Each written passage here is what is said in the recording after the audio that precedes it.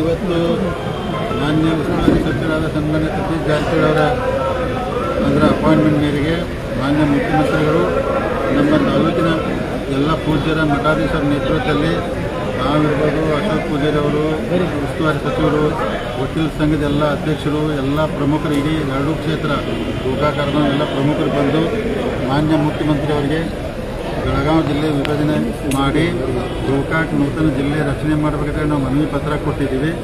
ಸನ್ಮಾನ್ಯ ಮುಖ್ಯಮಂತ್ರಿಗಳು ಮನವಿ ತಗೊಂಡು ಪೂಜ್ಯರು ಮಾತಾಡಿದ್ರು, ನಾವು ಹೇಳಿದ್ವಿ, ಅಶೋಕ್ ಪೂಜಾರಿ ಅವ್ರು ಮಾತಾಡಿದ್ರು.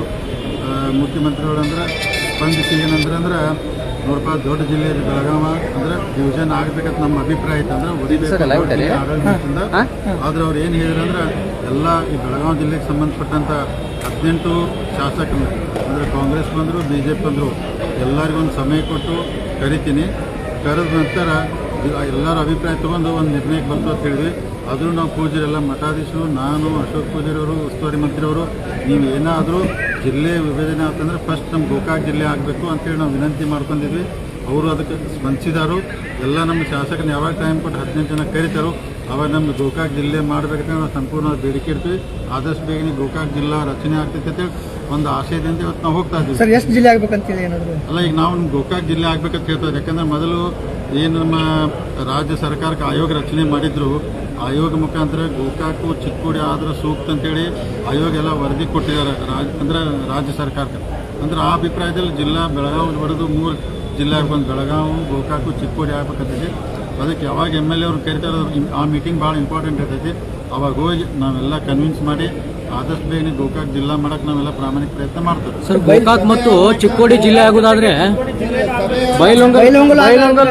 ಅವರು ಮಾಡೋದಾದ್ರೆ ಬೈಲಂಗಲು ಮಾಡಲಿ ಅನ್ನೋ ಮಾತುಗಳನ್ನು ಮಾತಾಡಿದ್ದಾರೆ. ಅಲ್ಲ, ಈಗ ಮೊನ್ನೆದು ಬಂದು ಅವರು ಮಾನ್ಯ ಮುಖ್ಯಮಂತ್ರಿ ಸಮಯ ತಗೊಂಡು ಸಾಧ್ಯರ ಅಧಿವೇಶನ ಒಳಗನ ಕರ್ಕೊಂಡು ನಿಮ್ಮೆಲ್ಲ ಟೈಮ್ ಕೊಟ್ಟು ಕರೆದು ಆದಷ್ಟು ಬೇಗನೆ ಸಭೆ ಮಾಡ್ತಾರೆ. ಒಂದು ಈಗ ನಾವು ಹೇಳಿದಲ್ಲ, ನಮ್ಮ ಗೋಕಾಕ್ ಜಿಲ್ಲೆ ಆಗಬೇಕು. ಈಗ ಬೇರೆ ಬೇರೆ ಬೇಡಿಕೆ ಅದಾವು, ನೀವು ಯಾಕೆ ಬೇಡ್ತೀರ ಅಂತ ನಾವು ಕೇಳಕ್ಕೆ ನಮಗೆ ಬರೋದಿಲ್ಲ. ಅವ್ರ ಹಕ್ಕದು. ಯಾಕಂದ್ರೆ ಬೈಲೊಂಗದವ್ರು ಕೇಳ್ತಾರೋ, ಚಿಕ್ಕೋಡಿಯವ್ರು ಕೇಳ್ತಾರೋ, ಅವ್ರ ಹಕ್ಕದು, ಅವ್ರು ಕೇಳ್ಬೋದು. ನಾವು ನಮ್ಮ ಜಿಲ್ಲೆ ಗೋಕಾಕ್ ಭಾಳ ದಿವಸದಿಂದ ನಮ್ಮ ಹೋರಾಟ ಇದೆ, 40 ವರ್ಷ. ನಮ್ಮ ಗೋಕಾಕ್ ಜಿಲ್ಲೆ ಆಗ್ಬೇಕಂತ ನಾವೆಲ್ಲರೂ ಪೂಜ್ಯರ ಮುಖಾಂತರ ಒತ್ತಾಯ ಮಾಡಿದ್ವಿ. ಗೋಕಾಕ್ ಜಿಲ್ಲೆ ಆಗ್ತೈತೆ ಒಂದು ಆಸೆಯಿಂದ ನಾವು ಆಶಾಭಾವನೆ ಇಟ್ಕೊಂಡು ಇಲ್ಲ ನೋಡಿ, ಈಗ ನಾವು ಗೋಕಾಕ್ ಜಿಲ್ಲೆ ಆಗ್ಬೇಕಂತ ನಮ್ಮ ಪ್ರತಿನಿಧಿ ಎಲ್ಲ ಕರ್ಕೊಂಡ್ಬಂದಿದ್ರು. ಇವತ್ತು ನಾವು ಚಿಕ್ಕೋಡಿ ಅವರು ಅಲ್ಲಿ ಭಾಗದ ಶಾಸಕರು, ಅಲ್ಲಿ ಎಲ್ಲ ಬೇರೆ ಬೇರೆ ಎಲ್ಲ ಮುಖಂಡರು, ಮಠಾಧೀಶ ಬಂದು ಅವರು ಒತ್ತಾಯ ಮಾಡ್ಬೋದ್ರೆ ನಮ್ಮ ಗೋಕಾಕ್ ಜಿಲ್ಲೆ ರಚನೆ ಮಾಡೋದು ವಿನಂತಿ ಮಾಡಿದ್ವಿ. ನಮಗೇನೋ ಆದಷ್ಟು ಬೇಗನ ಆಗ್ತೈತೆ ಅಂತೇಳಿ ಆಶಯದಲ್ಲಿ ಇದು ಈ ಸರ್ಕಾರ ಆಗುತ್ತೆ ಸರ್. ಈ ಸರ್ಕಾರ ಸರ್, ಗಡಿ ವಿವಾದ ಸುಪ್ರೀಂ ಕೋರ್ಟ್ನಲ್ಲಿದೆ. ಹಾಗಾಗಿ ಸದ್ಯಕ್ಕೆ 2 ಜಿಲ್ಲೆಗಳನ್ನು ಮಾಡಬೇಕನ್ನೋದು ಕನ್ನಡ ಪರ ಹೋರಾಡ್ತಾ ಇರೋದು. ಒಂದು ಚಿಕ್ಕೋಡಿ, ಒಂದು ಬೆಳಗಾವಿ ಇರಲಿ ಸದ್ಯಕ್ಕೆ. ಅಲ್ಲ, ಇರ್ಬೋದು, ಅವ್ರ ಅಭಿಪ್ರಾಯ ಇರ್ಬೋದ್ರಿ ಅವ್ರು. ಯಾಕಂದ್ರೆ ಕನ್ನಡ ಹಿತದೃಷ್ಟಿಯಿಂದ ಅದು ಅವ್ರು ತಪ್ಪು ಅನ್ನೋದಲ್ಲ. ಖರೆ ನಾವು ಇದ್ದದ್ದು ನಮ್ದು ಅಂದ್ರೆ ಹೇಳಿದಿಲ್ಲ, ನೀವು ಡಿವಿಷನ್ ಮಾಡಿದಾಗ ನಮ್ಮ ಗೋಕಾಕ್ ಜಿಲ್ಲೆ ಆಗ್ಬೇಕಂತ ಒತ್ತಾಯ ಮಾಡಿದ್ದಾರೆ.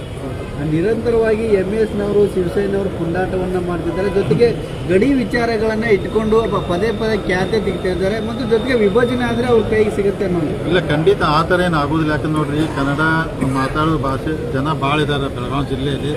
ಸುಮ್ಮನೆ ಅದೊಂದು ರಾಜಕೀಯ ಕಾರಣಕ್ಕೋಸ್ಕರ ಆ ಥರ ಮಾಡ್ತಾರೆ ಅವರು. ಅದರಿಂದ ಏನೂ ಆಗೋದಿಲ್ಲ. ಡಿವಿಷನ್ ಆದರೂ ಕನ್ನಡಕ್ಕೆ ಏನೂ ಧಕ್ಕೆ ಆಗೋದಿಲ್ಲ. ಕನ್ನಡ ಗಟ್ಟಿಯಾಗಿರ್ತೈತಿ. ನಾವೆಲ್ಲ 3 ಜಿಲ್ಲೆ ಕನ್ನಡ ಬಗ್ಗೆ ಎಲ್ಲರಿಗೂ ಅಭಿಮಾನ ಇರ್ತೈತಿ. ಅದೇನಿಲ್ಲ, ಸುಮ್ಮನೆ ರಾಜಕಾರಣಕ್ಕೋಸ್ಕರ ಅದು MS ಮಾಡ್ತಾ ಇರುತ್ತೆ ನಮ್ಮ ಭಾವನೆ.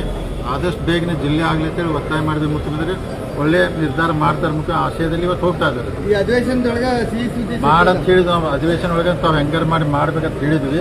ಅವ್ರು ಮೀಟಿಂಗ್ ಕರೆದು ಯಾವತ್ತು ಮೀಟಿಂಗ್ ಮಾಡ್ತಾರಲ್ಲ ಅವತ್ತೊಂದು ಫೈನಲ್ ಡಿಸಿಷನ್ ಬರ್ತಾರೆ. ಎಲ್ಲರಿಗೂ ಧನ್ಯವಾದ. ನಾಳೆದು ಏನಿಲ್ಲ, ನಾವು 20,000 ರೈತರಂತ ಒಂದು ವಿಧಾನಸೌಧ ಮುತ್ತಿಗೆ ಆಗ್ಬೇಕು ಮಾಡಿದ್ದೀವಿ. ದೊಡ್ಡ ಸಭೆ ಮಾಡ್ತೀವಿ. ನಾಳೆ 10 ಗಂಟೆಗಿದೆ ದೊಡ್ಡ ಪ್ರಮಾಣ. ಸೊ 20,000 ಜನ ನಮ್ಮ ಕಾರ್ಯಕರ್ತರು ವಿಜೇಂದ್ರ ಅವ್ರ ನೇತೃತ್ವದಲ್ಲಿ ನಾವು ಹೋರಾಟ ಮಾಡ್ತಾ ಇದ್ದೀವಿ.